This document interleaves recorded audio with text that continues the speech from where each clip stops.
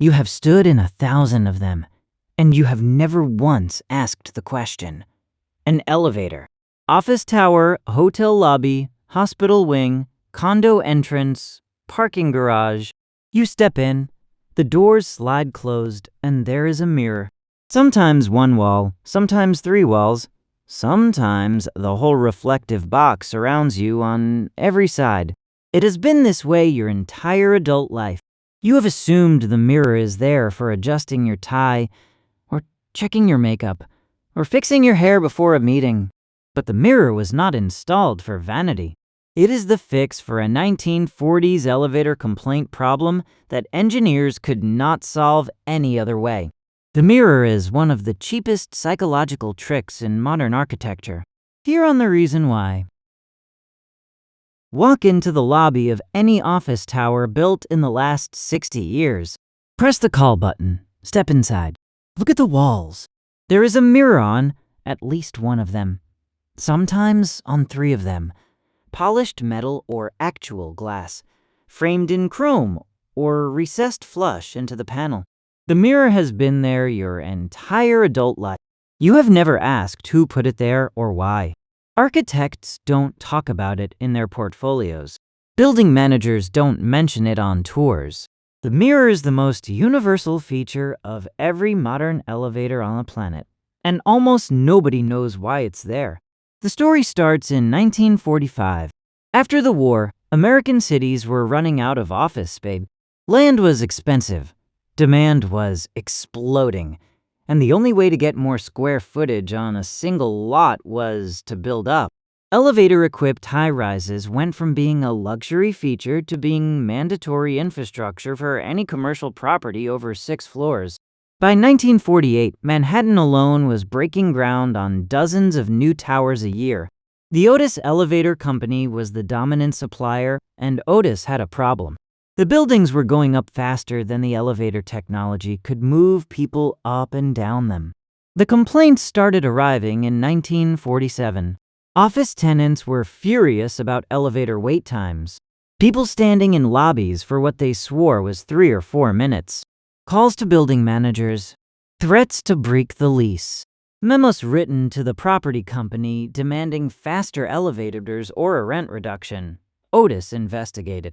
Their engineers measured the actual wait times in dozens of buildings. The average wait was about 15 seconds. The longest waits, in the busiest towers at peak traffic, hit 40 seconds. Nowhere near the 3 or 4 minutes the tenants reported. The complaints were not about the actual wait. They were about how the wait felt. And here is where the engineering stops being engineering and becomes psychology, and where the elevator industry quietly invented a new field. An Otis consultant suggested an experiment. They couldn't make the elevators faster.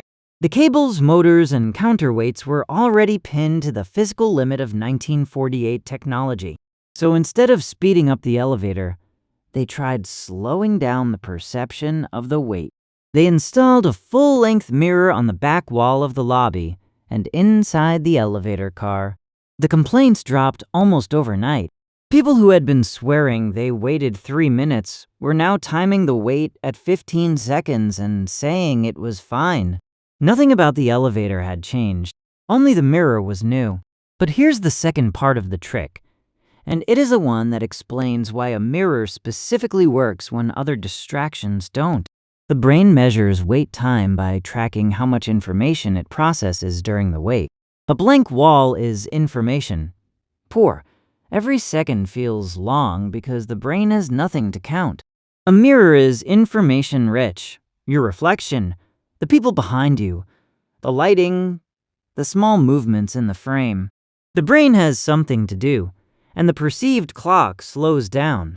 Otis tried other distractions in later experiments. Painted walls didn't work. Patterned wallpaper barely worked. Magazines and newspapers worked but got tossed on the floor. The mirror won every test, every time. The mirror trick spread through the industry within 5 years. By 1953, every Otis elevator catalog listed a mirror as a standard interior option. The competitors copied immediately. By the 1960s, the mirror was the default. And the same psychological principles started showing up everywhere. Wait time was a problem. Airports installed long walking corridors between gates and baggage claim.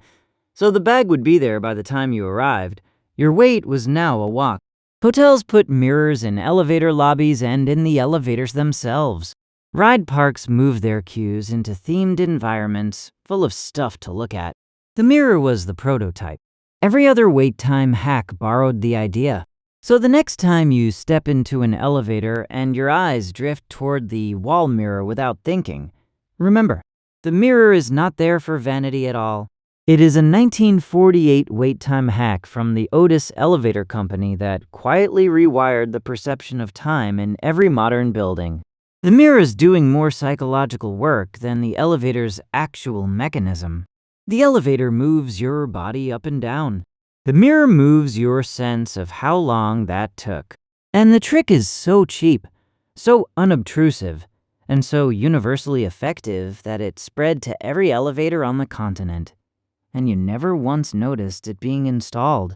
It's the cheapest psychological hack in modern architecture. Look around the next elevator you ride. The mirror you have spent a lifetime ignoring is the original psychological hack of modern architecture. The 1948 Otis engineers couldn't speed up the cables and the motors and the counterweights. Those were already pinned to the limit of available technology. So they did something subtler.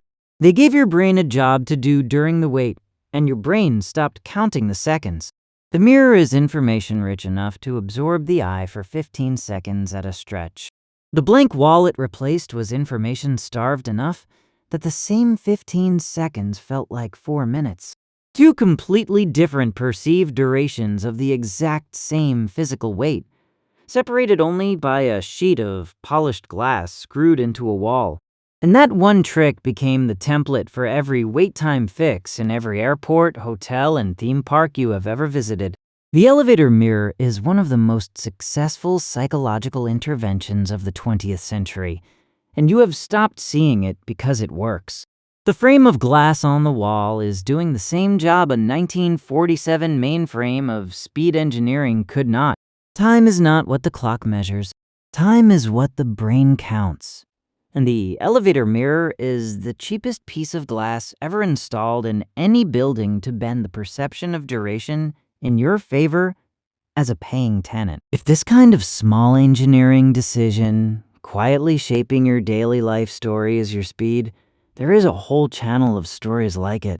The reasons behind everyday objects you have stopped questioning. Subscribe so the next one finds you and quietly lands in your feed without you ever having to look for it.